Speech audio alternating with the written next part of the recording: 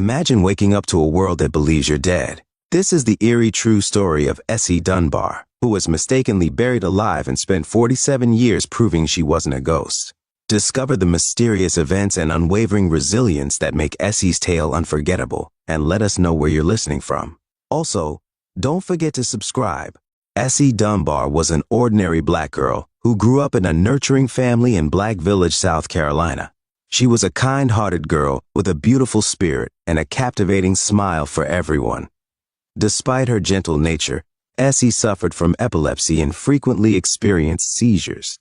After each episode, she wished it wouldn't recur, but inevitably, there was always another one.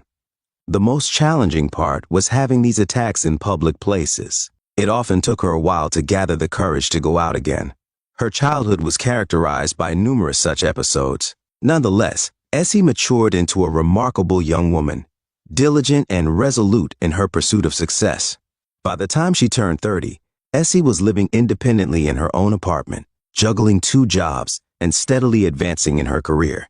During this time, she also learned to identify and manage the triggers of her seizures, making deliberate efforts to avoid them. However, despite her precautions, the unpredictable nature of her condition meant that anything could happen at any moment. One day, she faced a disaster she had never anticipated. On a summer morning in 1915, Essie woke up exceptionally late for work, unlike her usual mornings. "How am I going to handle all these files on my desk?" she muttered to herself. She had until evening to submit them. Tension built up as she finally settled at her desk. Upon arriving at the office, though exhausted, she immediately began working on the files. It wasn't until late in the evening that she finally submitted her work for approval. Drained, she dragged herself back home. As she approached her doorstep, she nearly stumbled when the door opened. Her legs felt weak, but she managed to rush inside. She quickly threw her jacket onto the couch and climbed into bed.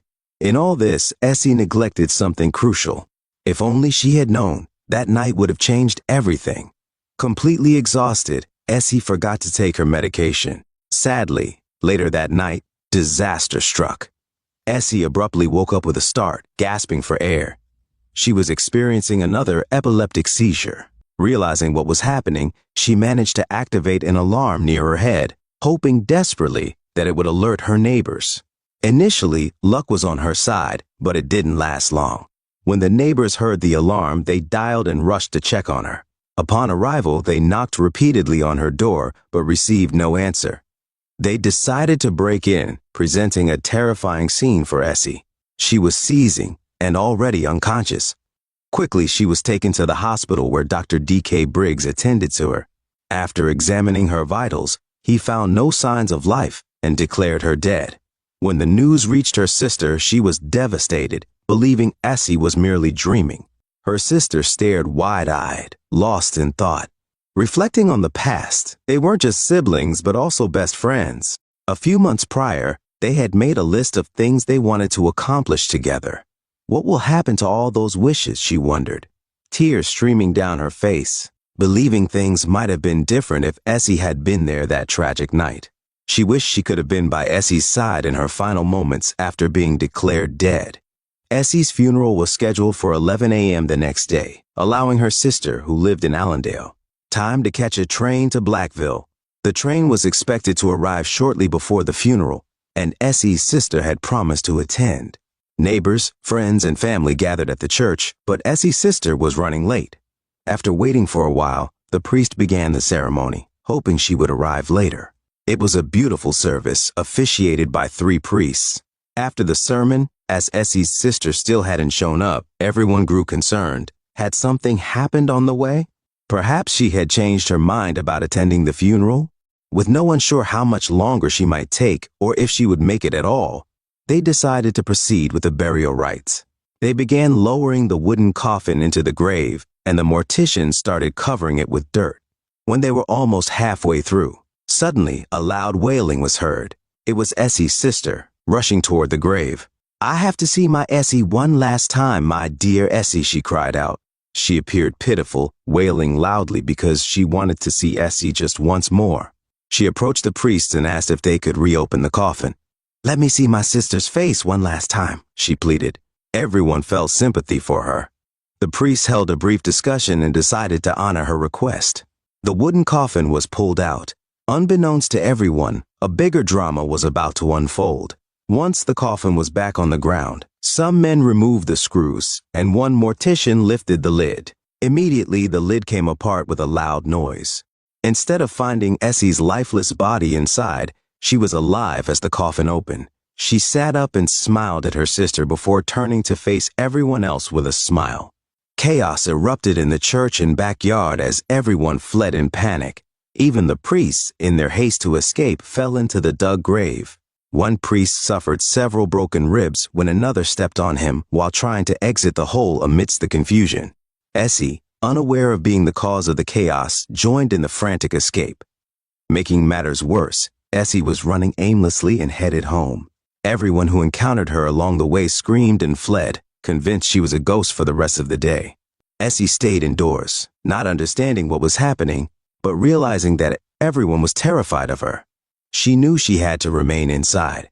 It wasn't until 2 days later that Essie's sister finally mustered the courage to return home and chose to stay by Essie's side. She explained everything that had transpired, understanding that her life would never be the same. The following week, Essie felt encouraged to share her testimony at church, but was worried about a negative reaction from the congregation. Her sister reassured her not to be afraid. The next Sunday, Essie and her sister woke up late.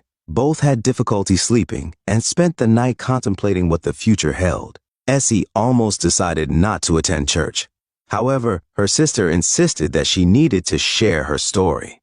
Perhaps it was a mistake to listen to her sister. That morning, they quietly walked to church, each lost in their own thoughts. Upon reaching the church's entrance, they noticed the last seat was empty, so they took their places quietly.